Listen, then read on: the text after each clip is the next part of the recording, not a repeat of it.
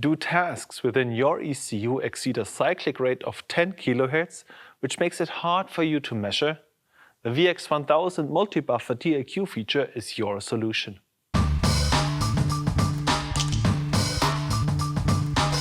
Hello and welcome to the VX1000 Tech Tutorials. This video will give you technical insights and guidelines for our products. I'm Jonas, and today we are going to show you how to use the multi-buffer DAQ feature of the VX1000. But first, what is the purpose of multi-buffer DAQ? Well, there are use cases like inverters, electric motors, or other applications with very fast cyclic tasks and just a few measurement signals where the regular copy-based data acquisition reaches its limit, although the measurement data rate is not very high.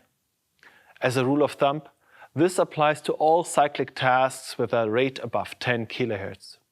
We already covered some basics showing the base integration. Both videos are linked in the description. As the name suggests, multi-buffer DAQ means that the time-stamped measurement data from multiple event cycles is buffered within the ECU. This allows the VX1000 to read a larger buffer less frequently, using the target interface more efficiently. The values are displayed in the measurement and calibration tool with the timestamp when they were sampled in the ECU.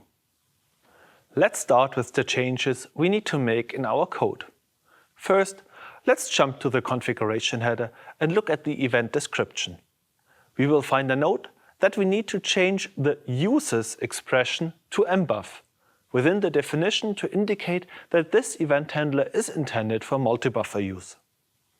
In the simplistic configuration header, we update the X to the intended event number. Multi-buffer DAQ is intended for very fast tasks with small amounts of measurement data. It can be mixed with normal DAQ, where just a single buffer is used. The DAQ mode can be selected for each event channel to minimize the RAM footprint required for the measurement configuration. To do this, we need to allocate more RAM memory as with the normal online data acquisition method. Here is the formula to calculate the required RAM size for multi-buffer DAQ events. In our example, we have a 4-byte payload to be stored in 50 slots for a total RAM size of 1208 bytes. Adding other events to be measured, we will round up to 1300 bytes. For documentation purposes, you may want to make a note in our main loop that this event now works in a multi-buffer DAQ mode. After that, we are ready to compile our code because all changes have already been made. It is important to select the correct DAQ timestamp type in VXconfig. To do so, please select the base module in the tree view, go to the target, and browse to the DAQ timestamp section where we check if ECU synchronized is configured. If not, please select it.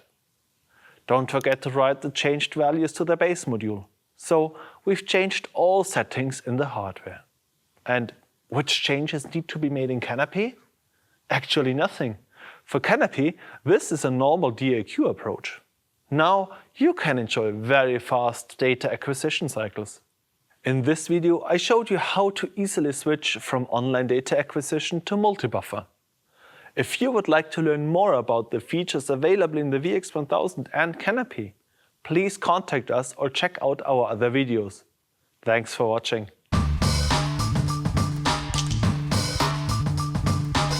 Did you learn something new from this video? That's great!